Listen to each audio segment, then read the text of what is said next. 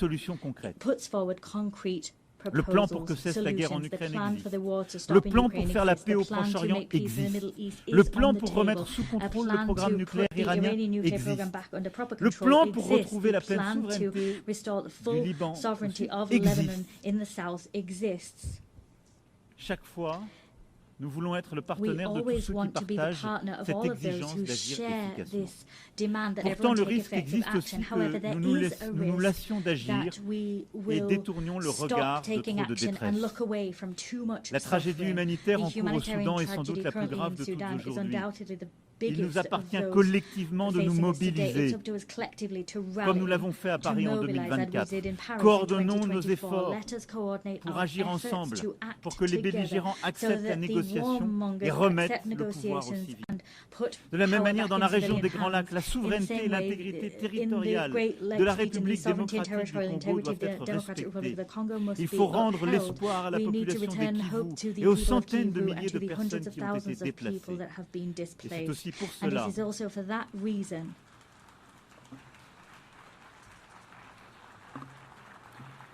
et c'est aussi pour cela que nous réunirons le mois prochain à Paris tous ceux qui peuvent répondre à l'urgence humanitaire et faire converger les initiatives de paix. Et je me félicite de ce qui a été conduit par l'Union africaine, par tant de voisins, par le Qatar, par les États-Unis d'Amérique. Mais l'urgence humanitaire, là aussi, est indispensable. Nous ne devons oublier aucun de ces conflits. Nous n'avons pas le droit à aucun moment de nous décourager. Cette capacité de sursaut, c'est notre force, c'est ce qui nous a rassemblés il y a 8 décennies. Nous n'avons aucun droit à la fatigue dans ce moment que nous vivons. Ayant égrené, sans être pour autant complet, tant de crises, je regarde avec vous lucidement le monde dans lequel nous vivons.